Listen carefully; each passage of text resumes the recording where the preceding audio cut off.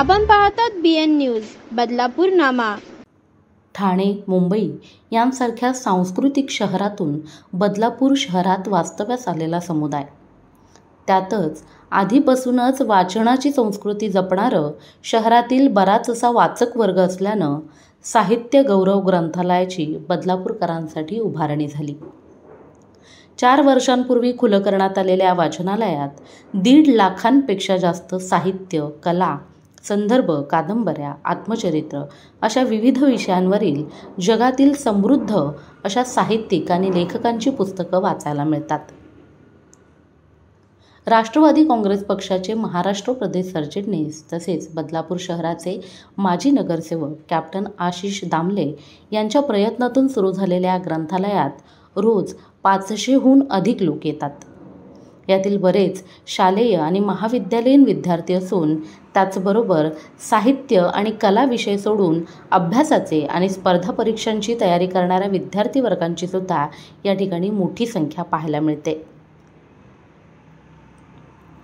या ग्रंथालयात 2 मजली इमारत असलेल्या ग्रंथालयात वरच्या शेवटच्या मजल्यावर इमारतीच्या छतावर निसर्गाच्या मोकळ्या हवेत पत्र्याचे छप्पर टाकून बनवलेलं सुंदर आणि संपूर्ण महाराष्ट्रात झालं नाही असं एकमेव दुर्लभ ग्रंथालय आहे, ज्या ठिकाणी पुस्तके वाचन करण्यासाठी उत्कृष्ट आसन व्यवस्था, बैठक व्यवस्था, त्याचबरोबर एक व्यासपीठ देखील उपलब्ध करून देण्यात आलं आहे, जेणेकरून साहित्यावर आधारित उपक्रम, नाट्यप्रयोग, काव्य मैफिल असे अनेक कार्यक्रम या ठिकाणी आयोजित करण्यात येतात। यामुळे नवनव्या कलाकारांना आणि कला रसिकांना एक हक्काचे व्यासपीठ मिळाले आहे। मुख्य म्हणजे या ग्रंथालयात प्रत्येक विषयानुरूप मांडणी करण्यात आली आहे। यासाठी वेगवेगळे दालन, या ठिकाणी बैठक व्यवस्था, पुरेसा उजेड, पंखे, पिण्याची पाण्याची सोय, वातानुकूलित आसन व्यवस्था अशा असंख्य सुविधा देण्यात आल्यात।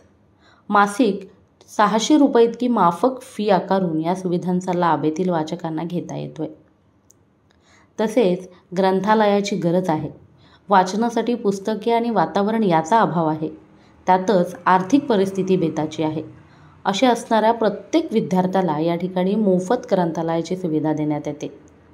या ठिकाणी विद्येचं भूषण समजले जाणाऱ्या भारतरत्न डॉक्टर बाबासाहेब आंबेडकर यांच्या आयुष्यावरील अनेक ग्रंथांचे आणि त्यांनी स्वतः लिहिलेल्या पुस्तकांसाठी एक वेगळे दालन आहे। या ग्रंथालयाला भेट देण्यासाठी आजपर्यंत अनेक मान्यवर, मंत्री, प्रशासकीय अधिकारी येऊन गेले आहेत आणि या प्रत्येकानं या धर्तीवर महाराष्ट्रात कुठेही असे ग्रंथालय नाही असे या ग्रंथालयाचं कौतुक केलं आहे। आज 23 एप्रिल म्हणजे जागतिक पुस्तक दिनाच्या निमित्तानं ग्रंथालयात देशातील व विदेशातील ख्यातनाम लेखक, कवी यांच्या हजारो पुस्तकांची भर पडली आहे। ही पुस्तकं आजपासून वाचकांना वाचनासाठी उपलब्ध होणार आहेत। सर्वप्रथम पुस्तक दिनाच्या सर्वांना मनपूर्वक शुभेच्छा आणि आदरणीय अजितदादांना समर्पित त्या ठिकाणी साहित्य गौरव ग्रंथालय आम्ही सुरू केलं आणि बदलापूर हे एक आपण पाहिलं तर सांस्कृतिक शहर म्हणून बदलापूरची ओळख आहे आणि अशा बदलापूर शहरामध्ये त्या ठिकाणी अनेक जण हे वाचन संस्कृती आजही जपतात आणि त्यांच्यासाठी या लायब्ररीमध्ये 1.5 लाखपेक्षा जास्त पुस्तकं उपलब्ध आहेत आणि दररोज साधारणतः 400 ते 500 वाचक या ठिकाणी येतात। तेवढंच नव्हे तर हल्लीच्या काळात आपण पाहिलं तर डिजिटलायझेशन मोठ्या प्रमाणात त्या ठिकाणी झालेलं आहे, तर त्या ठिकाणी किंडल सुद्धा उपलब्ध करून ऑनलाईन ज्यांना जे पुस्तक वाचायचं असेल ते डाउनलोड करून त्या ठिकाणी सुद्धा वाचता येतं। आणि मला वाटतं की कितीही झालं तरी आपण डॉक्टर बाबासाहेब आंबेडकरांनी आपल्याला जे सांगितलेलं आहे की आपल्याला माहिती की त्यांना वाचन किती प्रिय होतं आणि या काळामध्ये ही संस्कृती तशीच जपली गेली पाहिजे। जे बदलापूर शहर सांस्कृतिक शहर म्हणून ज्याची ओळख आहे ते अजून त्या ठिकाणी प्रगल्भ व्हावं, त्यासाठी हे वाचनालय लोकांसाठी उपलब्ध आहे। आणि मला त्या निमित्ताने एवढंच वाटतं की या ठाणे जिल्ह्यामध्ये 1.5 लाखपेक्षा जास्त पुस्तकं आणि काही पुस्तकं तर एवढी दुर्मिळ आहेत की ते दुसरं महाराष्ट्रातच कुठे पाहायला मिळणार नाही अशी पुस्तकं या वाचनालयामध्ये उपलब्ध आहेत।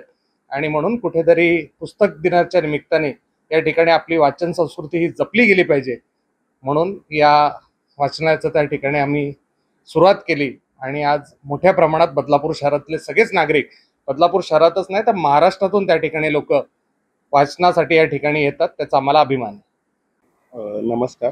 माझं नाव देवेंद्र नवरत्न जाधव.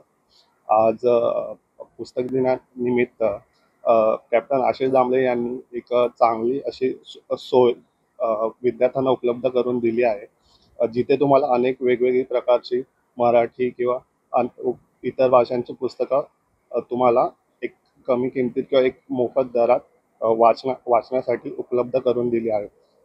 तर मी त्या संदर्भात त्यांचे आभार मानतो आणि पुस्तक दिनानिमित्त सगळ्या विद्यार्थ्यांना शुभेच्छा देऊ इच्छितो. धन्यवाद. माझं नाव अविशा आणि मी इथे ह्या लायब्ररीमध्ये लास्ट 2 मंथ्सपासून येते.